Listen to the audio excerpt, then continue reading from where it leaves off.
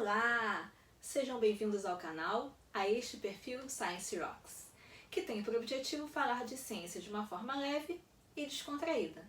Eu sou Cristiane Bretas e hoje nós trazemos mais um vídeo da série Como me tornei cientista. Nosso convidado é o professor Hector Marques.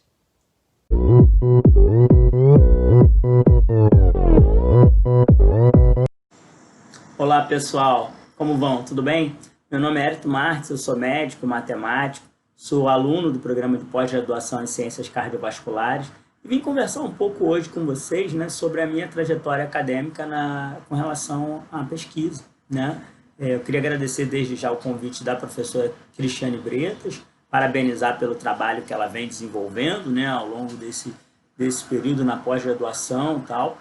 E queria compartilhar um pouco de vocês do que aconteceu comigo, né? E de que experiências eu considero que sejam úteis e que foram úteis para mim e que eu acredito que também possam ser úteis para vocês, né?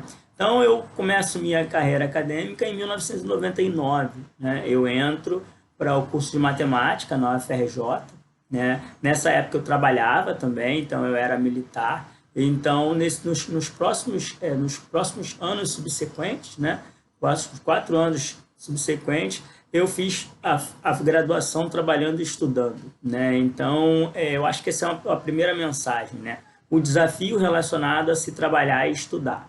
Na nossa sociedade, isso acaba sendo muito comum, né? Então, é claro que, obviamente, se você só puder fazer a faculdade, você tem mais tempo para se dedicar a outras coisas, tal. Então, não raro, como eu trabalhava e estudava, então era muito comum eu, no final de semana, tal, principalmente para manter a matéria em dia, principalmente pelo volume, né, e a dificuldade dos assuntos que a gente tinha contato, era muito comum, no final de semana, eu deixar o final de semana, uma boa parte dele, para estudar. Então, assim, eu estudava durante a semana, mas nos finais de semana, como eu trabalhava também, eu tinha necessidade de separar boa parte do final de semana, as manhãs, um pedaço da tarde, geralmente estudando, tá? Tanto sábado quanto domingo, aí fazer outras coisas no final de semana.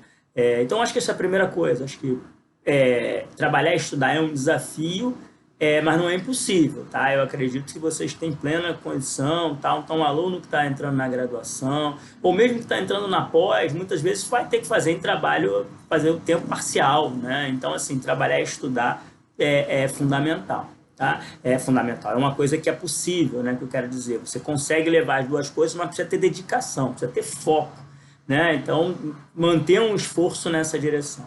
Na sequência, eu fiz mestrado na área de otimização, em particular engenharia de produção, né, numa área chamada pesquisa operacional, né? Basicamente, produz um conjunto de ferramentas para suporte à tomada de decisão. Fiz doutorado nessa área também, né? Então, acabei trabalhando como é uma ferramenta, são ferramentas que, em última análise, podem ser tidas, né, como ferramentas de aplicação para resolução de problemas reais, né? Eu trabalhei com muitas áreas, trabalhei com petróleo, né? Minha dissertação de mestrado foi sobre petróleo, minha tese de doutorado também, né, sobre scheduling, indutos, né, de petróleo, como é que a gente faz esse sequenciamento dessas bateladas ao longo do tempo. Então, trabalhei muito com isso, estudei muito sobre petróleo e tal. Na graduação, ainda falando da minha graduação, minha monografia foi sobre funções trigonométricas e aplicações. Então, eu sempre gostei muito de matemática aplicada, desde os primórdios lá. Eu gostava muito dessas ferramentas, mas aplicadas à prática. Então, acabei indo fazer esse mestrado em pesquisa operacional, em engenharia de produção, que tem um conteúdo muito de engenharia, claro, mas permite trabalhar muito essa parte de matemática aplicada. Fiz minha tese de doutorado e minha dissertação de mestrado nessa área de petróleo, né, usando modelos matemáticos computacionais para suporte à tomada de decisão na área. Fiz um outro mestrado na Escola Nacional de Ciências e Estatística, né? Então, meu mestrado e doutorado foram na UFRJ, na COP. E aí eu fiz um outro mestrado na Escola Nacional de Ciências e Estatísticas, na ENSE, né, onde um mestrado em estudos populacionais, um mestrado bem legal, onde eu tive a oportunidade de trabalhar um pouco essa parte de matemática, mas aplicado também às ciências sociais, né? Então, na minha dissertação, na ENSE, eu trabalhei, estudei tributação, regressividade de impostos, etc., né? Meu orientador foi o professor Miguel Bruno, que é um economista, junto com uma professora também, economista, professora Helena Lavinas, né? Então, eu tive um outro contato de aplicações da matemática nas ciências humanas, né? E ciências sociais, né? E que foi muito bacana para mim. Na época, uma das nossas conclusões foi que a nossa Constituição, né, ela diz que a tributação deve ser progressiva, ou seja, quem tem mais dinheiro deve pagar mais, né, proporcionalmente mais, deve ser tributado mais. E a gente percebe que no Brasil, ainda hoje, né, desde aquela época a gente já aventava essa hipótese, mas ainda hoje a nossa tributação é bastante regressiva, né, justamente o contrário do que a Constituição diz. Tá? Então, então, beleza. E aí, só que nesse meio tempo eu trabalhei com algumas consultorias, com o pessoal da PUC, por exemplo. A gente fez uma parceria, uma consultoria para a Petrobras. Eu fiz alguns trabalhos em simulação com alguns colegas da Marinha. Então, a gente trabalhou com algumas coisas aplicadas à área de saúde. E num desses trabalhos eu falei, poxa, isso é uma coisa que me interessa, tal. E assim que eu terminei o doutorado, eu já estava fazendo um pré-vestibular, comecei a fazer um pré-vestibular, um curso preparatório para medicina. E aí, assim que eu terminei o doutorado, eu entrei para medicina na UF, e aí foram mais 6 anos de graduação, né, até o ano de 2018, quando eu terminei. Uma coisa que para mim sempre foi fundamental, contando essa trajetória, é que eu tinha a leitura de que parar de estudar é para sempre. Eu tenho essa leitura até hoje. Então, assim, eu não penso em parar de estudar, porque cada vez mais você vai se capacitando. Hoje, eu entendo uma coisa muito bacana que as pessoas costumam falar, e eu concordo, que é a tal da meia-vida do conhecimento, né? A meia-vida é aquele conceito lá da química, ou da física, onde eu tenho uma determinada substância radioativa e é o tempo que eu espero, né, que metade daquela substância se decomponha, né? Então, para o conhecimento, a gente costuma dizer que existe essa meia-vida, né? Então, você tem um determinado conhecimento e aquele conhecimento ao longo do tempo ele também não é um conhecimento útil, né? Se eu olhar lá para trás, eu me lembro de usar fichas telefônicas, usar cartões telefônicos, um conhecimento absolutamente inútil na sociedade contemporânea, né? Não tenho o que dizer em relação a isso, mas eu usei, né? E falava, caramba, estou usando aqui ficha. E hoje eu vejo a gente, a nossa época dos smartphones,